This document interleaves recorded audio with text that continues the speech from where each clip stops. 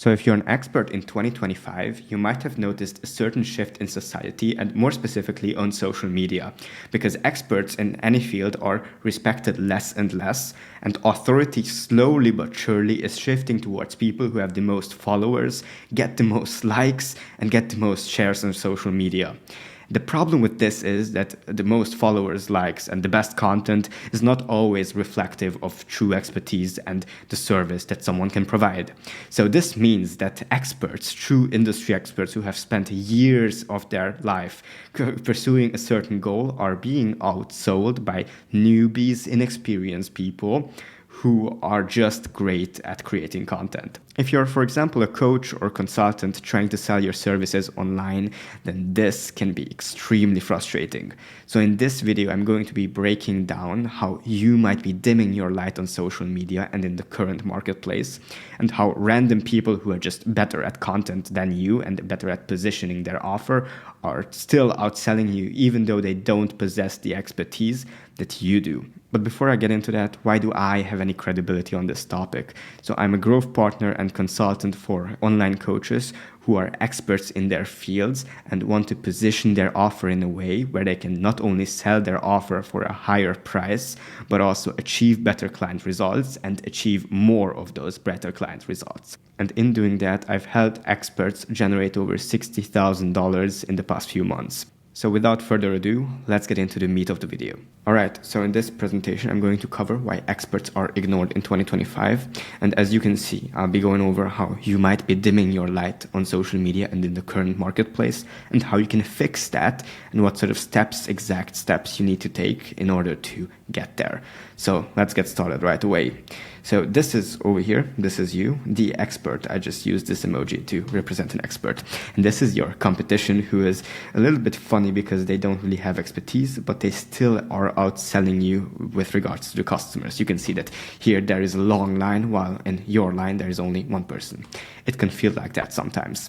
So you ask yourself naturally, why can't people just see how much good work I put in and how much expertise I actually possess? And to be honest, you're not alone in your frustration as well. Because nowadays it's easy to feel like you need the biggest audience on social media to stand out. You need the biggest audience to be respected at all. So, for example, you probably know these guys over here, Dan Martell, Iman Gaji, Tomozi, Luke Balmar, Hamza. You probably know these guys.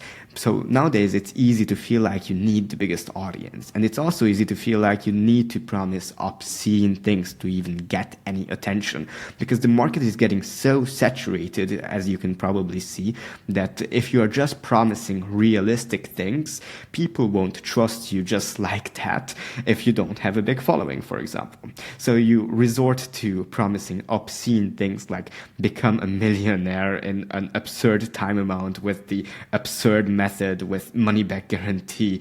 So obviously this is not a solution. But what's the reality? Because at the end of the day, it's just easy to feel like this is not necessarily the reality. The reality is that you're probably sabotaging yourself without even knowing it. This is represented by this little circle over here. So your marketing and your competitors' marketing is differentiated in essentially two aspects. The first one being that yours probably downplays the impact that you have on your clients because you want to over-deliver later on, and you want your clients to be surprised how good your service is, and therefore looking a little bit shitty from the outside, to be quite frank, while your competitors' marketing is looking amazing. It's the most desirable thing that they could possibly imagine. But when they come to the inside, so a client actually steps into your service, your business, or your competitor's business, two very different worlds open up to them. When they get into your business, they see that your service is so much better than they have imagined it from your marketing. While when they join the competitor's business, then they see that it's just a pile of garbage and they can't really do anything with that. So the second difference is that you're over-delivering while they are under-delivering. So obviously under-delivering, if you are doing too much, then you are a scammer, which a lot of your competitors who are just great at content but not at the craft itself will be called as, and rightly so. So, but what's the difference? Because at the end of the day, if you could get a lot of clients this way and you could just surprise everyone who comes into your business, that would be great, wouldn't it? Now, the only problem is that no one actually comes into your business this way. So you end up with simply no customers. And as you can see, there the magic stops. You can't do anything from there, because with no customers, you have no water in your river. So that means if you don't have any flow in the beginning, then you can optimize as much as you want on the back end. You will have no people coming through and no people you could then, service in the end. But in your competitor's case, they get more and better customers because they have an appealing marketing. So this is a very underrated topic, is because if you have a great marketing that attracts a lot of people, it will also attract great people who just need a very small amount of service, who are very easy to deal with. So in this particular instance, they will also have an easier time in some cases delivering the service, which will then obviously make their competitor's service seem less shitty because the people just need less in general. And then thirdly, they get more leverage with collecting more cash up front, and they get more and better feedback from their clients because they have more clients, more lead flow in their business. Now, once they have established this lead flow and they sort of have water in their river, so that they have this flow of customers, then they can focus on product development. Now, this is the exact point where most of these scammers and your competitors get lost. 99% of them never do this step and therefore fail. So this is how you can take this advantage and still beat people who are initially outselling you by scamming people. Because if you are able to approximate the marketing of your competitors without overpromising, but just matching the marketing to your interior, to your business, to your service, to your fulfillment, and the quality service that you deliver for your clients, then you will be able to not be stuck with no customers, but somehow take advantage of this path over here as well, and therefore get to this stage, which you will pass with flying colors because you already have a great product, and therefore end up with a system where your outside looks amazing, appealing as hell, and then the inside as well.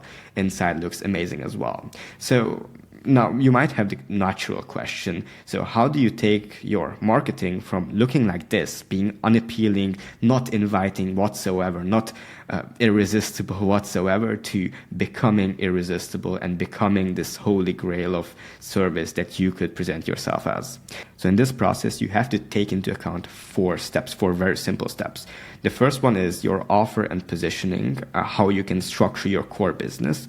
The second is the traffic source, how you get eyeballs, and your eyeballs to your offer, the right eyeballs, by the way. The third one is the lead mechanism, which actually takes these eyeballs, these leads, and converts them into marketing qualified calls. So MQL is marketing qualified call. And then fourthly, a sales process, which then gets those marketing qualified calls and turns them into cash. Now, all of these four have very common misbeliefs and very common things that people think they need, but in reality they don't. So the first one is the offer, obviously. When it comes to your positioning, forget about hourly rates, forget about appealing to everyone and clients who get no results. Because the only things you need in order to have a great offer and positioning is have a clear ICP, have a high-value transformational offer. So ICP means ideal client profile. So know exactly who you are selling to. Don't try to sell to everyone. That ties back to stop being appealing to everyone. Have a high-value transformational offer. Once you have a clear ICP, it's very easy to see what sort of problems they have and what sort of transformation is most valuable for them in the context of your offer. So have a high-value transformational offer and have a consistent messaging. What you stand for and what you stand against should be extremely clear in your messaging. Very often, a messaging is not necessarily right or wrong as long as it somehow fits into the ICP. Because as long as it's consistent and you can keep that up and people can associate a couple of things, your visions, your beliefs with you, then your branding, your messaging will be on point. So don't try to overthink it. Just be consistent in your messaging, be consistent in what you stand for and what you stand against, and never stop doing that. Now, in my specific example, as a growth partner and consultant for online coaches, this is, for example, someone fitting into my ICP. This is a person who has a good amount of Instagram following. He's an e-commerce business owner, and this is a person I would build an info product for and help them promote their services. And it has a couple of aspects to it. So let's go through how I analyze my ideal client profile and what sort of variables I take into account when I, for example, find their profile on Instagram. So first of all, I see that he is diligent because he has posted 99 days in a row, and because I'm a consultant and I help people achieve results and I'm a growth partner, it means that I'll be working with my clients one-to-one very intensively. So if they are not diligent and can't do the work, then it will be a much more difficult collaboration than otherwise. Then second, you can see that the profile is not optimized, which gives me leverage, gives me room for improvement. You can see that the profile picture is not really optimal. It doesn't show his face. His profile is not verified, but he is in an overpowered niche because he is in e-commerce, so he sells stuff online, and he is growing because you can see that he has only posted 99 videos so far, but has already almost 3,000 followers. Now, the last thing I wanted to touch on is that he has no clear promotion strategy, which is amazing for my ICP because that means that I can add value when I come into his business and work out his offer with him. I can add immense amount of value because we would be building it up from zero, from scratch. So this would be my ICP analysis.